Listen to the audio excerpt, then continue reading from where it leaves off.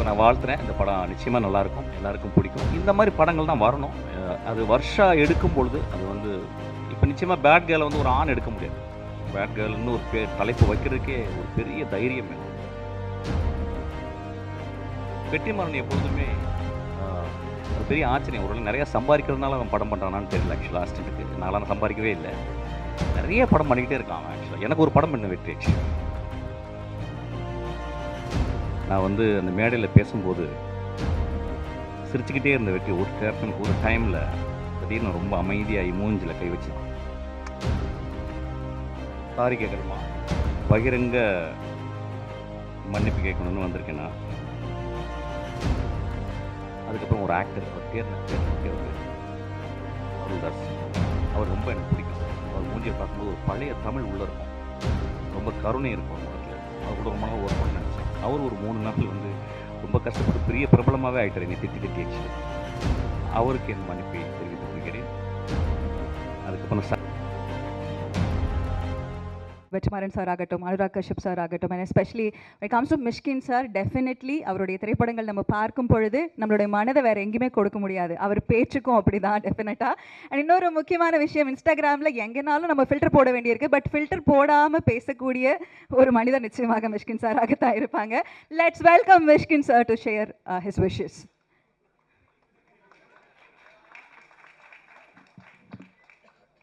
வெற்றி சொல்கிறான், சாஃப்டாக பேசுங்க.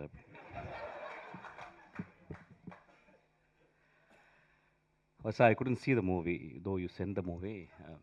நேற்று வந்து suddenly Vigneshwan called me to do a cameo role. It took nearly ஒரு half call sheet போயிடுச்சு அப்படியே. So I couldn't see, sorry. I saw the trailer and it spoke volumes. You talk about Bird Girl and I'm being a bad man of Tamil Nadu here. It's very appropriate. And I could see அந்த படத்தை பார்க்கும்போது ஒரு வெற்றிமாறன் போன்ற ஒரு ஆளுமைட்டு இருந்து வந்த எல்லா assistant டைரக்டரும் வந்து ஒரு டைரக்டரோட கூடவே இருந்து ஒரு ஒர்க் ஃபோர்ஸ் மாதிரி இருந்து சினிமாவை புரிந்து கொண்டு வருவர்கள் ரொம்ப கம்மி. என்கிட்ட சில பேர் இருந்தாங்க. அந்த வருஷாவை நான் எப்பயுமே பார்த்துக்கிட்டு இருக்கேன். அவ்வளோ டெடிக்கேஷன் தன் குரு மேலே.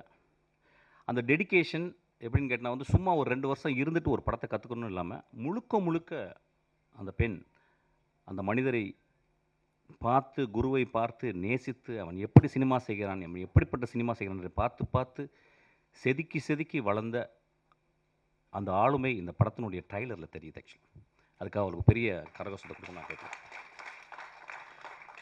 நான் ரொம்ப பேசலை, ஏன்னா பஞ்சாயத்தை பற்றி பேசணும். அதுக்கப்புறம் some of the closeups I watched. நிறைய பேருக்கு க்ளோஸ்அப்ஸ் வந்து ரொம்ப கஷ்டமான டிவைஸ். மணி சார் சொல்லியிருக்கார் வந்து ஒரு 10-15 இயர்ஸ் இருந்தால் கூட director cannot understand where to keep a closeup அப்படின்றது. தெர் ஆர் பியூட்டிஃபுல் க்ளோஸ்அப்ஸ் அந்த ட்ரைலர்லாம் பார்த்தேன். ரொம்ப அழகான க்ளோஸ்அப்ஸ். அந்த பாப்பா கண்ணு ரொம்ப அழகாக இருந்துச்சு, ரொம்ப அழகாக இருந்துச்சு. அந்த படத்தை பார்க்கும்போது தெரிஞ்சுது அது வீர் அடிச்சுக்கிட்டு என்னை மாதிரி தான் நினைக்கிறேன் ஆக்சுவலாக. ஸோ நான் வாழ்த்துறேன். இந்த படம் நிச்சயமாக நல்லாயிருக்கும், எல்லாருக்கும் பிடிக்கும். இந்த மாதிரி படங்கள் தான் வரணும். அது வருஷா எடுக்கும் பொழுது அது வந்து இப்போ நிச்சயமாக பேட் கேர்ளை வந்து ஒரு ஆண் எடுக்க முடியாது. பேட் கேர்ள்னு ஒரு தலைப்பு வைக்கிறதுக்கே ஒரு பெரிய தைரியம் வேணும். So I wish her from my bottommost heart. இந்த படம் வந்து மிகப்பெரிய வட்டி அடைன்னு கேட்குறேன். வெற்றிமாறன் எப்பொழுதுமே அது பெரிய ஆச்சரியம். ஒரு நிறையா சம்பாதிக்கிறதுனால அவன் படம் பண்ணுறானான்னு தெரியல. ஆக்சுவலாக அசிஸ்டண்ட்டுக்கு நான்லாம் சம்பாதிக்கவே இல்லை. நிறைய படம் பண்ணிக்கிட்டே இருக்கான் அவன். ஆக்சுவலாக எனக்கு ஒரு படம் பண்ண வெற்றி. ஆக்சுவலி வெற்றி வந்து ரொம்ப மெக்னானிமஸ். ஏன்னா வெற்றியை வந்து எனக்கு அவ்வளோ காலங்கள் தெரியும். இன்றைக்கி கூட வெற்றி வந்து நீங்கள் வரணும்னு கால்லேருந்து ஃபோன் பண்ணிகிட்டே இருக்கான். ஆக்சுவலாக வெற்றி ரொம்ப தேங்க்ஸ். வெற்றி வந்து ஒரு எக்ஸ்ட்ரானரி ஹியூமன் பீயிங். நிறைய பேருக்கு தெரியாது. நான் வந்து அந்த மேடையில் பேசும்போது சிரிச்சுக்கிட்டே இருந்த வெற்றி ஒரு டைமில் திடீர்னு ரொம்ப அமைதியாகி மூஞ்சில் கை வச்சுதான். அதெல்லாம் நினச்சாங்க அவன் மூஞ்சி சொல்லிச்சின்னு. இல்லை, வெற்றி என் மேலே இருந்த ஒரு கம்பேஷனில் he felt very bad actually. அதுக்காக வெற்றிக்கு ஒரு கிளாப் பண்ணணும்னு நினைக்கிறேன். ஆக்சுவலாக Vetri is very sensitive. Okay, coming back. Sorry கேட்கணுமா, பகிரங்க மன்னிப்பு கேட்கணுன்னு வந்திருக்கேன்னா. நண்பர்கள் தானே, சரி, okay. I'm going to take little time, Betty. Don't mistake me.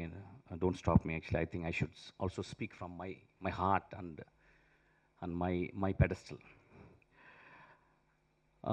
முதலாவதாக நான் நன்றி சொல்வது எனக்கு மிகவும் பிடித்தான பாடலாசிரியர், எழுத்தாளர், சிறந்த பெண்மணி தாமரைக்கு. தாமரை என்னை விமர்சித்து பேசியிருந்தாங்க. அதில் ஒரு வார்த்தை சொல்லியிருந்தாங்க. அவங்கள்ட்ட முதல்ல நான் மன்னிப்பு கேட்குறேன். ஆனால் ஒரு விஷயம் சொல்லியிருந்தாங்க, வெற்றி என்னை இப்படி பேச வைத்துச்சுன்னு. 18 வருஷம் போராடி கொண்டே இருக்கிறேன் என் தாமரை சகோதரி அவர்களே. ஒவ்வொரு நாளும் பௌத்தனுடைய 10 நிமிடம் உன் மரணத்தை பற்றி நீ தியானி அப்படின்றாங்க. என் மரணத்தை பற்றி தியானித்து கொண்டே இருக்கிறேன். வெற்றி என் தலைமையில் இருந்தால் இந்நேரம் நான் பெரிய பெரிய ஆளுக்கெல்லாம் படம் பண்ணியிருக்கணும். அதனால் மன்னிப்பு கேட்டுக்கிறேன். ரெண்டாவது, எனக்கு ரொம்ப பிடிச்ச மிகச்சிறந்த ஆளுமை லெனின் பாரதி. அவன் என்னை விமர்சிச்சிருந்தான். அது தத்துவ ரீதியான விமர்சனம். அவனுக்கும் என்னுடைய ஆழ்ந்த வருத்தத்தை மன்னிப்பையும் சொல்கிறேன். அதுக்கப்புறம் ஒரு ஆக்டர், அவர் பேர் என்ன வெற்றி, அவர் பேர் அருள்தாஸ். அவர் ரொம்ப எனக்கு பிடிக்கும். அவர் மூஞ்சியை பார்க்கும்போது ஒரு பழைய தமிழ் உள்ளே இருக்கும், ரொம்ப கருணை இருக்கும் ஒரு முகத்தில். அவர் கூட ரொம்ப நாள் ஒர்க் பண்ணணும்னு நினச்சேன். அவர் ஒரு 3 நாள் ரொம்ப கஷ்டப்பட்டு பெரிய பிரபலமாகவே ஆகிட்டார் என்னை திட்டி ஆக்சுவலி. அவருக்கு என் மன்னிப்பை தெரிவித்துக் கொள்கிறேன். அதுக்கப்புறம் சசி அண்ணா என்னை கூப்பிட்டு நேற்று நைட்டு இரவு கூப்பிட்டாரு. உன்னை ஏன்டா நான் அடக்கலைன்னு சொன்னார்.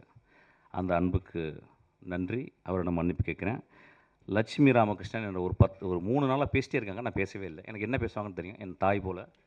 அவங்களுக்கும் நான் மன்னிப்பு கேட்குறேன். அதுக்கப்புறம் எனக்கு மிகச்சிறந்த படத்தை கொடுத்து என் தந்தை போல் இயங்கி கொண்டிருக்கும் திரு தானு அவர்கள். அந்த படத்தை எடுத்துருக்கும் போது இந்த மாதிரி ஒரு கான்ட்ரவர்சி பண்ணும்போது ஒரு ப்ரொடியூசர் அவருக்கு பாதிக்கும். முதல்ல அவருக்கு நான் என்னுடைய வருத்தத்தையும் மன்னிப்பையும் நான் கேட்டுக்கிறேன். அதுக்கப்புறம் என் மேலே செருப்பு எரியணும்னு சொன்ன ஒரு நண்பர், அவர் தயவுசெய்து 2 செருப்பாக இருங்க, அது 8ஆம் நம்பர் எறிங்க, என் காலுக்கு அதான் சைஸு. அவருக்கும் என்னுடைய வருத்தத்தையும் என்னுடைய மன்னிப்பையும் நான் கேட்டுக்கிறேன். இன்னொரு மனிதர் 18 வருஷமாக என்னை திட்டிக்கிட்டே இருக்கார். இன்னும் நான் 10 வருஷம் படம் போனால் இன்னும் திட்டுவார். அவருக்கும் என்னை மன்னிப்பை நான் கேட்டுக்கிறேன். இப்போ நான் பேசலாமா? ஓகே.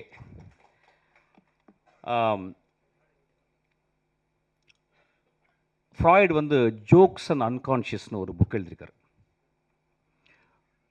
ஜோக் சொல்லும்போது, ஒரு நகைச்சுவை சொல்லும்போது, அதை ரிசீவ் பண்ணுறவங்க, அதை வாங்குறவங்க, சிரிக்கிறவங்க ஆள் மனத்தில் இருந்து தான் சிரிக்கிறாங்க. They never react from their conscious.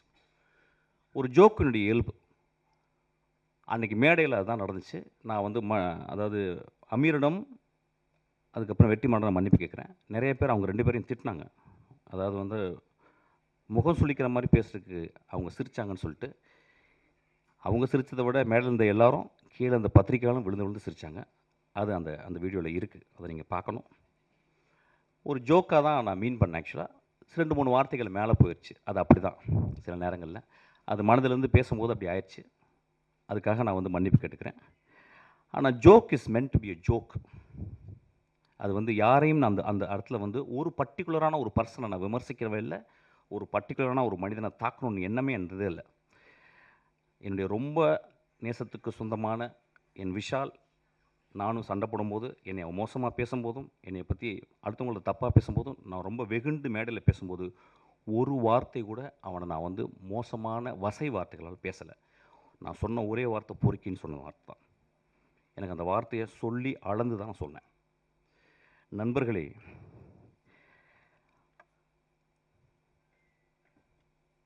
மேடையில் சொன்னாங்க, என்ன சொன்னாங்கன்னா, ஒரு மேடையில் பேசுறதுக்கு நாகரிகம் வேணும்னு சொன்னாங்க. நண்பர்களே, ஒரு மேடையில், அது என்ன மேடைன்னு எனக்கு தெரியல, ஒரு அரசியல் மேடை அல்லது, இது கூத்து செய்யும் கலைஞர்களுடைய மேடை. இது அந்த கூத்து கலைஞர்கள் கிராமங்களில் போனீங்கன்னா, வள்ளி திருமணம், நிறைய நாடகங்களில் பார்த்தீங்கன்னா, அந்த நாடகத்தில் ஒரு 12 மணிக்கு ஒரு பப்பனும் ஒரு டான்ஸ்காரியும் பேசுவாங்க. அது தமிழகம் முழுதும் தெரியும். அது ரொம்ப நாக்கூசுற வார்த்தைகள் பேசுவாங்க. அது ஏன்னா அது ஒரு மக்களுக்கு அது ஒரு விதமான ஒரு வெளிப்பாடு, அது ஒரு விதமான நகைச்சுவை. அந்த நகைச்சுவையின் அடிப்படையில் தான் அன்றைக்கி நான் பேசினேன். ஆக்சுவலாக யாரையும் புண்படுத்தணும்னு பேசவே இல்லை. ஏன்னா ஒரு படத்தினுடைய விழாக்கு வந்திருக்கேன். அந்த படத்தை பற்றி நான் பேசணும். அந்த படம் என் ஆன்மாவுக்குள்ளே சென்றுச்சு. அந்த படம் பெருசாக ஓடிச்சுன்னா கூட எனக்கு தெரியல இப்போ. அந்த படத்தினுடைய நடிகர்கள், அந்த படத்தினுடைய இயக்குனர், அந்த படத்தை தயாரித்தவர்கள் வந்து அவ்வளோ அழகான விஷயம் பண்ணியிருக்காங்க. அதை பேசணும்னு நினச்சேன்.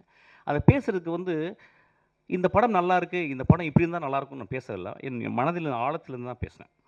அது பேசுனது உங்களுக்கு வந்து பாதிச்சிருக்கு.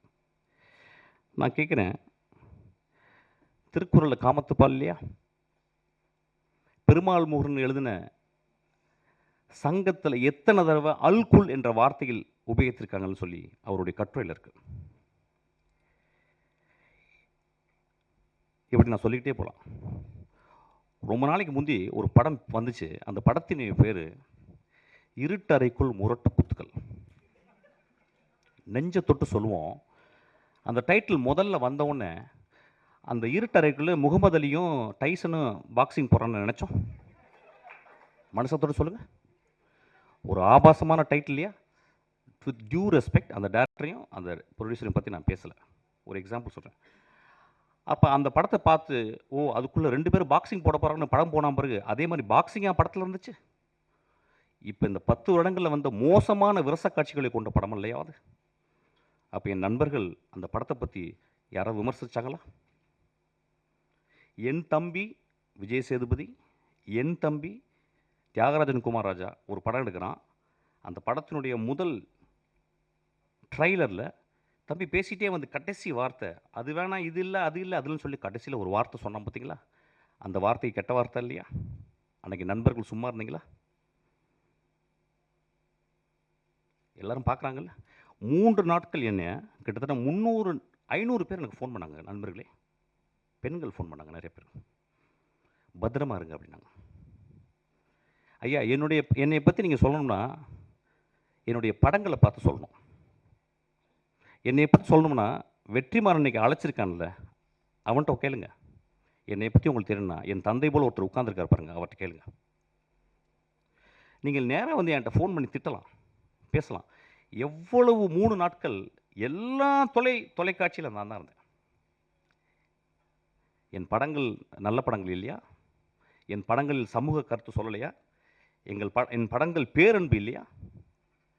நான் வந்து உடனே ஒரு பெரிய ஒரு ஆக்டர்கிட்ட போய் கதை சொல்லி நான் பெருசாக வின் பண்ண நினைக்கலையா? நான் கமல் சார்கிட்ட போயிட்டு திரும்பி வந்துட்டேன். ரஜினி சாருக்கு எனக்கு சொல்ல வாய்ப்பு கிடைச்சிது, நான் சொல்லாமல் வந்துட்டேன்.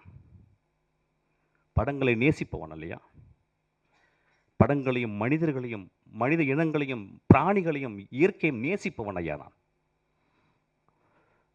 எனக்கு நீங்கள் சொல்கிறீங்க வந்து ஆபாசமாக எடுக்கிறேன்னு சொல்லிட்டு. பிசாசு 2ல் என் குழந்தை ஆண்ட்ரியா அவட்ட கதை சொன்னேன். அதில் ஒரு தாய்க்குள்ள பேய். அப்போ சொன்னேன், அந்த பேய் நிறைய விரசமாக இருக்கிறா, அதுக்கு வந்து நிறையா நிர்வாண காட்சிகள் தேவைம்மா, நடிக்க முடியுமான்னு கேட்டேன். அவர் அந்த கதையை கேட்டு சொன்னான், நடிக்கிறேன் ஐயான்னா. நான் என்ன பண்ணேன், அதுக்கு ஒரு ஃபோட்டோ ஷூட் பண்ணேன். அந்த ஃபோட்டோ ஷூட்டு ஒரு பெண்ணால் எடுக்கப்பட்ட ஒரு ஃபோட்டோ ஷூட்டு ரெடி ஆயிடுச்சு. என்னுடைய அசிஸ்டன்ட் டைரக்டர் ஈஸ்வரி அனுப்புகிறேன், நானும் உள்ளே இருக்கேன். அவள் அந்த பெண் அந்த அந்த அந்த அந்த மிகச்சிறந்த ஆக்ட்ரஸ், மிகச்சிறந்த ஆளுமை அவள் என்ன பண்ணா, என் நம்பிக்கையில், என் கதை மேலே இந்த நம்பிக்கையில் அவள் அந்த ரூமில் போயிட்டு அவள் நிர்வாணமாக வெளியே வர வேண்டியது. நான் அவள் வீட்டு வெளியே போயிட்டு சிகரெட் பிடிச்சிட்டு நான் அப்படியே ஆஃபீஸ்க்கு வந்துட்டேன். அவள் ஃபோன் பண்ண, எங்கே சார் இருக்கீங்க கேட்டான். நான் சொன்னேன், அம்மா உன் நிர்வாணத்தை நான் காட்டி என் படத்தில் நான் காட்டி என் படம் ஓஹோன்னு பெரிய பேர் வாங்கலாம், நான் ஒரு பெரிய பெட்ரோ ஆல்பனர் மாதிரி நான் ஒரு பெரிய பேர் வாங்கிடலாமா? ஆனால் உன்னுடைய நிர்வாணத்தை காட்டி நான் என் படத்தில் காட்டினேன்னா, போஸ்டரில் காட்டினேன்னா, அதை பார்க்கும் இளைஞர் நான் பார்த்த பார்வை மாதிரி ஒரு இலக்கியமாக அந்த திரைப்படத்தை பார்ப்பாங்களா, விரசமதமாக பார்ப்பாங்க. அந்த காட்சி வேணான்னு சொல்லிட்டு வந்தீங்க. அந்த காட்சி நான் ஒரு ஃபோட்டோ எடுத்தாந்து நான் போஸ்டரில் போட்டிருந்தா இந்நேரம் அந்த படம் ரிலீஸ் ஆகிருக்கும். 2 வருடம் அந்த படம் வந்து கேனில் இருக்குது. அந்த படத்தை பார்த்த ஒரு மனுஷன் வெற்றிமாறன் உட்காந்துருக்கான். அதை பார்த்துட்டு சாயங்காலம் எனக்கு ஒரு மெசேஜ் பண்ணால், இந்த இரவு முழுதும் என்னால் பேச முடியாது, நான் காலையில் போன்றேன் மிஸ்கின் அப்படின்னு சொன்னான். அந்த குழந்தைக்கு, அந்த ஆண்ட்ரியா ஒரு மிகப்பெரிய அவார்டு இன்டர்நேஷ்னல் லெவலில் அவளுக்கு ரெக்கக்னிஷன் கிடச்சிருக்கும். அந்த படம் ஓடாமல் இருக்கு. நான் சினிமாவை நேசிப்பவன் இல்லையா? சினிமாவையும், சினிமா மேடையும், சினிமா மனிதர்களையும் நேசித்து கொண்டே இருக்கிறேன். எனக்கு அதை தவிர வேறு வேலையே கிடையாது. நான் ஓனாய் ஆட்டுக்குட்டி பண்ணேன். அது முதல் நாள் ரிலீஸ் ஆக விடலை, உங்களுக்கு தெரியாது. அன்றைக்கி மறுநாள் நைட்டு ரிலீஸ் ஆச்சு. 10 நாளுக்கு அப்புறம் அதை டிவி ரைட்ஸ் வாங்க வந்தாங்க. அப்போ எனக்கு நெருக்கமான மனிதன், ஒரு பெரிய இயக்குனர் என்னை கூப்பிட்டு போய் உனக்கு நிறைய காசு வாங்கி தரேன்டான்னு கூப்பிட்டு போனார். ஒரு பெரிய ரூமுக்குள்ளே போனான் ஐயா. அவன் என் நண்பன். அவன் 20 பேர் இருந்தாங்க அந்த ரூமுக்குள்ளே. 75 லட்சம் ரூபாய்க்கு நீ டிவி ரைட்ஸ் கொடுத்தா கொடு அப்படின்னாங்க. நான் சொன்னேன், ஐயா நான் ரொம்ப கஷ்டப்பட்டு எடுத்துருக்கேன், இந்த படம் நல்ல படம், ஒரு 2 ரூபா கொடுங்க ஏன்னு. கொடுக்க மாட்டேன் சொல்லிகிட்டே இருக்காங்க. அப்போ தான் எனக்கு தெரிஞ்சது, 20 தடியர்களை உள்ளே வைத்து என்னை மிரட்டி என்னை கையெழுத்து போட வச்சாங்க. 75 லட்ச ரூபா கொடுத்தாங்க. அந்த திரைப்படம் அந்த சேனலில் இது வரைக்கும் 80 வாட்டி ரிலீஸ் ஆயிருக்கு. அந்த செக் எடுத்தாந்து அவங்கள்ட்ட நான் கிழிச்சு போட்டுட்டு சொன்னேன், ஐயா நான் சென்னைக்கு வரும்போது ஒரு வெள்ளை பேப்பரும் ஒரு பென்சில் தான் எடுத்துகிட்டு வந்தேன். அவ்வளோ வறுமையான குடும்பத்துலேருந்து வந்தவன். நான் கஷ்டப்பட்டு திரும்பி வருவேன் என்ன, நான் கஷ்டப்பட்டு இந்த மேடையில் நடிக்கிறேன் இன்னும். அதில் 4 பேர் இறந்து போயிட்டாங்க. அந்த எனக்கு துரோகம் செஞ்சாங்க அந்த மனுஷன், அவன் ஒரு பெரிய டைரக்டர் இருக்கான்.